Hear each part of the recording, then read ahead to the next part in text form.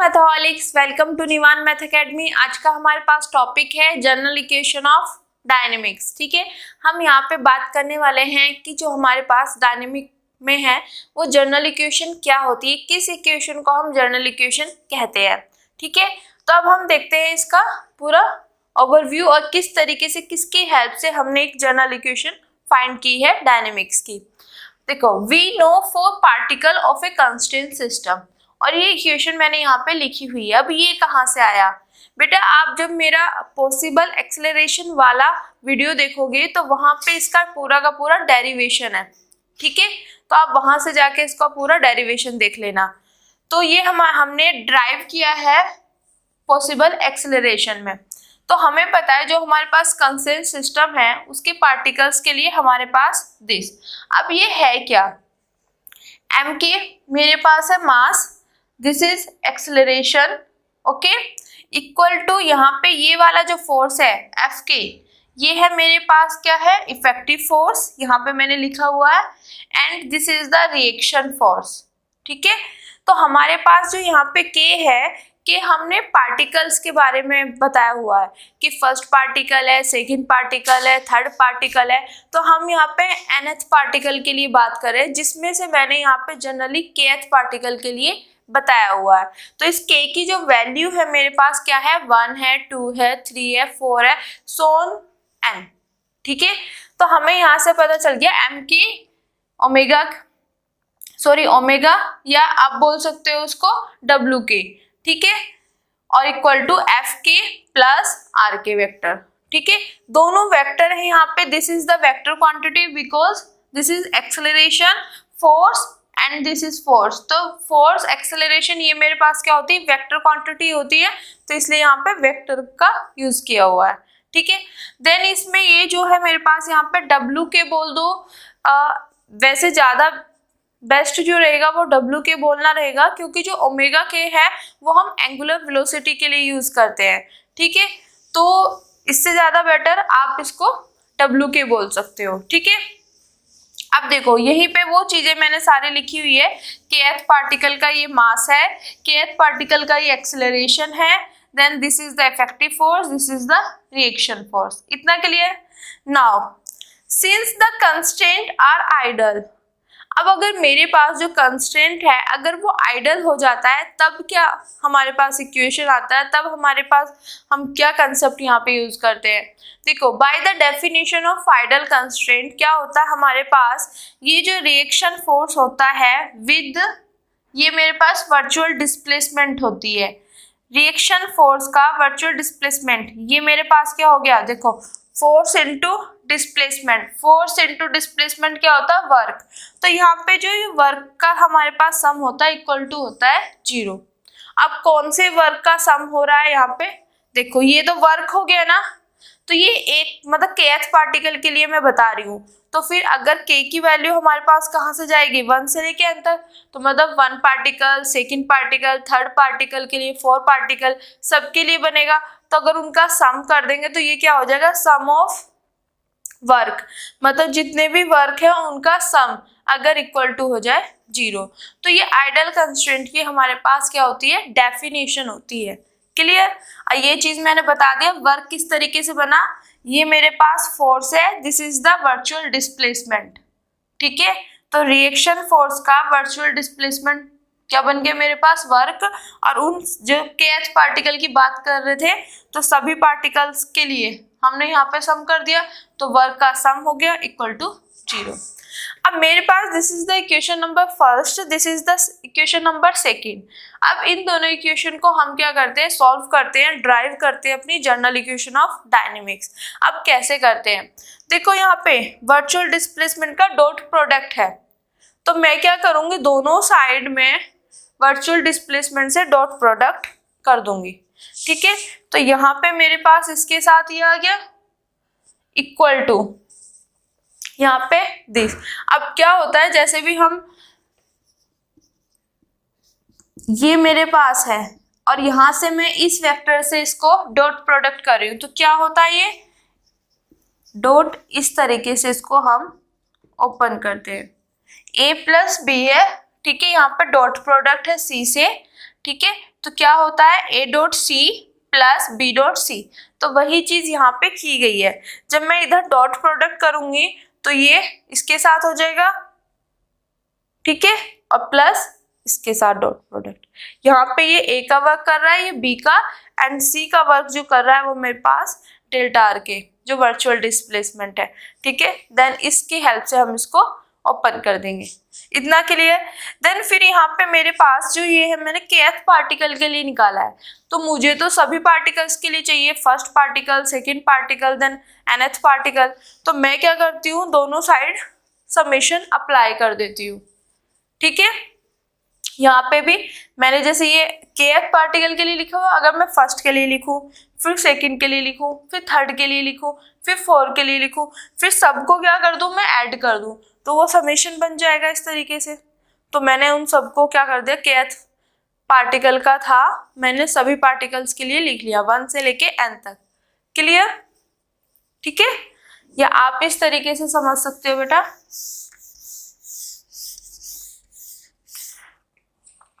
जैसे यहाँ पे ये वाला पोर्शन मेरे पास था MK WK, ठीक है, डॉट प्रोडक्ट है यहाँ पे डेल्टा आर की, ठीक है। अब इसको मैं क्या लिख सकती हूँ, first particle M1 W1 delta R1, clear, M2 W2 delta R2, so on करते करते MN, सॉरी कैपिटल N है यहाँ पे जो लास्ट हमारे पास पार्टिकल है, डेल्टा दिस। अब मेरे को इन सब पार्टिकल्स का एक साथ चाहिए, तो मैं क्या कर दूंगी, इनका सम जब मैं करूंगी तो मेरे पास यहाँ पे C आ जाएगा, जहाँ पे K की वैल्यू जाएगी मेरे पास 1 से लेके n तक।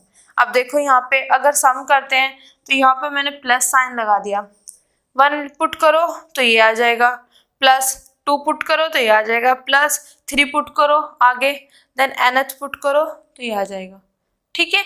तो वही चीज है, इन सबको ऐड कर दिया गया तो मेरे पास ये आ गया। सिमिलरली हम इनके लिए कि फर्स्ट पार्टिकल के लिए, सेकंड पार्टिकल के लिए, थर्ड पार्टिकल, इन सबको फिर ऐड कर दिया। ओके,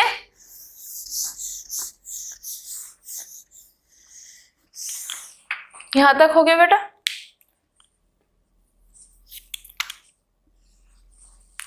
अब हमने यहाँ तक ये चीज लिख लिया। देन मुझे सभी पार्टिकल्स के लिए चाहिए था, तो मैंने पहले K की वैल्यू 1 पुट की, 2 पुट की, 3 पुट की, सो ऑन n पुट करते चले गए, फिर इधर से ऐड किया, देन इधर से, और ये सारा ऐड हो गया। देन यहाँ पे समेशन अप्लाई किया, देन समेशन, वो चीज होगी, ठीक है। अब यहाँ पे क्या किया है, सिंपल एक चीज और बेटा,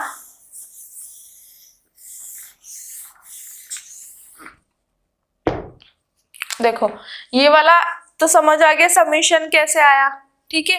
अब इक्वेशन में बात आ रही है, देखो मैं वो चीज और बता देती हूँ, M1 W1 और डेल्टा R1 ये हो गया इधर, यहाँ पे F1 delta R1 plus R1 और डेल्टा R1, ये इसके लिए हो गया। फिर सेकंड पार्टिकल के लिए, ठीक है बेटा, सिर्फ K की वैल्यू पुट कर रहे हैं हम यहाँ पे,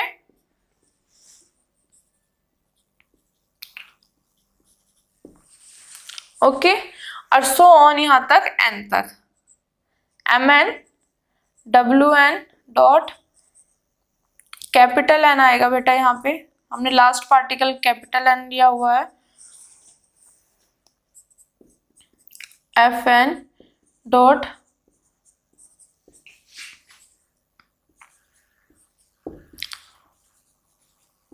ये आ गया, ठीक है। अब मैंने क्या बोला यहाँ पे आपको, जो ये समेशन वाला सिंगल के लिए तो समझ आ गया था, अब हम इन सबको क्या कर देंगे, ऐड कर देंगे। जब ऐड करेंगे तो यहाँ पे मेरे पास क्या आ जाएगा, M1 W1 dot R1 plus M2 W2 dot R2 vector, so on करते करते ये आ जाएगा मेरे पास last mn wn dot rn। Clear?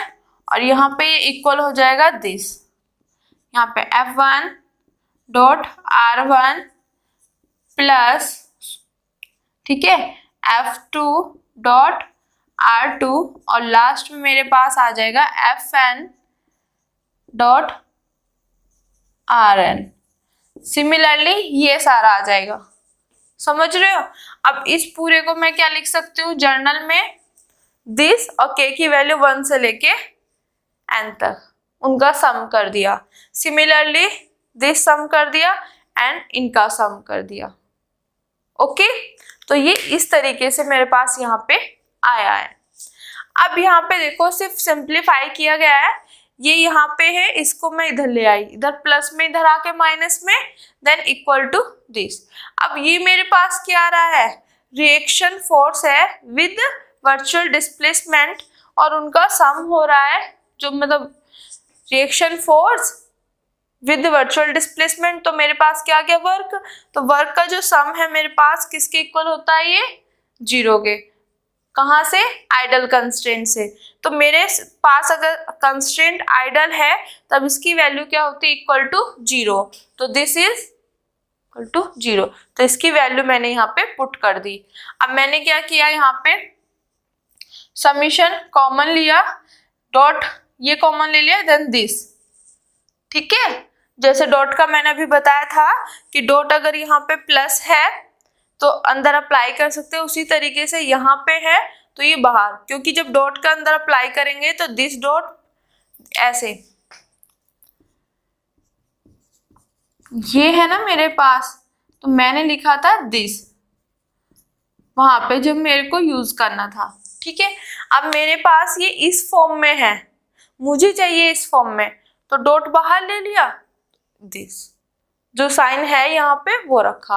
अब इक्वल टू 0 है, अगर मैं यहाँ से माइनस कॉमन लूं तो मेरे पास यहाँ पे ये f के प्लस में बन जाएगा और this is the minus. Clear? Okay, f के यहाँ पे माइनस साइन कॉमन लेने पे।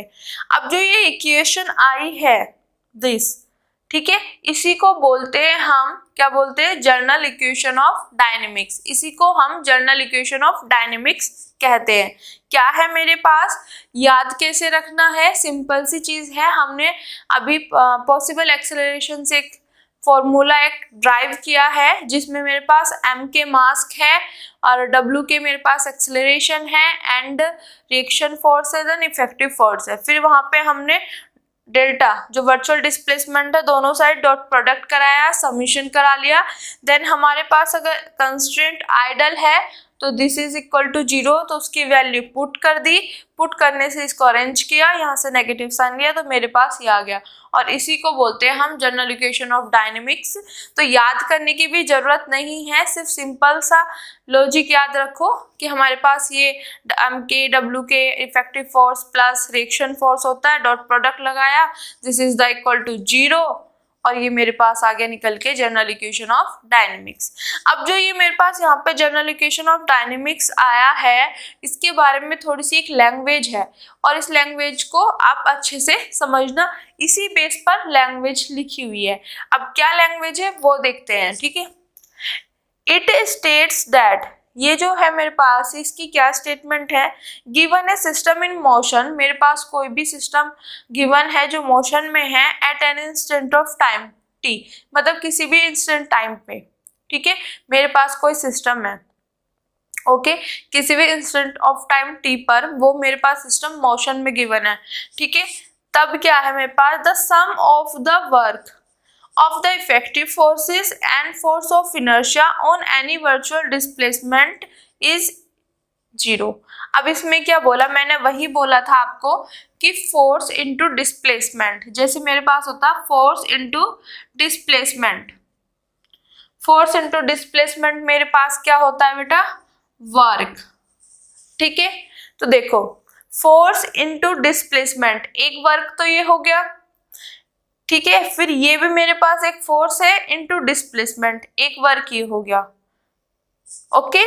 तो यहाँ से ये वर्क है, देन दिस वर्क है, फोर्स इनटू डिस्प्लेसमेंट। वर्क का तो समझ आ गया ना, फोर्स ये है into displacement, this is work, force into displacement, this is work.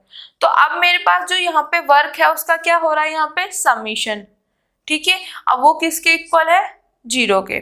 तो यहाँ पे वही चीज बोला, the sum of the work, जो मेरे पास यहाँ से वर्क आ रहा है उसका जो सम है, ठीक है। अब वर्क का जो सम है वो वर्क है क्या, मेरे पास this is the effective force और ये क्या है, वर्चुअल डिस्प्लेसमेंट। तो इफेक्टिव फोर्स का on any virtual displacement, clear. अब ये इसकी बात आती है, ये कौन सा फोर्स है, ये है मेरे पास force of inertia. Force of inertia क्या होता है, मेरे पास होता है मास इनटू एक्सेलरेशन। और जो यहाँ पे नेगेटिव साइन, अगर बाई चांस नेगेटिव साइन आ रहा है तो वो क्या बताता है कि मेरे पास जो एक्सेलरेशन की अपोजिट डायरेक्शन में है, क्लियर। तो मेरे पास यहाँ से एक फोर्स ये आया और एक फोर्स ये आया, तो ये फोर्स कौन सा, इफेक्टिव फोर्स है ऑन एनी वर्चुअल डिस्प्लेसमेंट, और this is the force of inertia. Mass into acceleration को बोलते हैं, मास इनटू एक्सेलरेशन को force of inertia in on any virtual displacement. तो वही चीज बोली हुई है, सम ऑफ द वर्क, मतलब सम है हमारे पास, सम of the work of effective force and force of inertia on any virtual displacement is 0। तो इसी डेरिवेशन से मैंने आपकी पूरी स्टेटमेंट आपको बता दी, ठीक है। अलग से कोई क्रैमिंग करने की नीड नहीं है। किसी इंस्टेंट ऑफ टाइम में हमारे पास गिवन सिस्टम क्या है, मोशन में है, तब हमारे पास जो सम है, सम किसका है, वर्क का, सम of work of effective force and force of inertia on any virtual displacement is 0।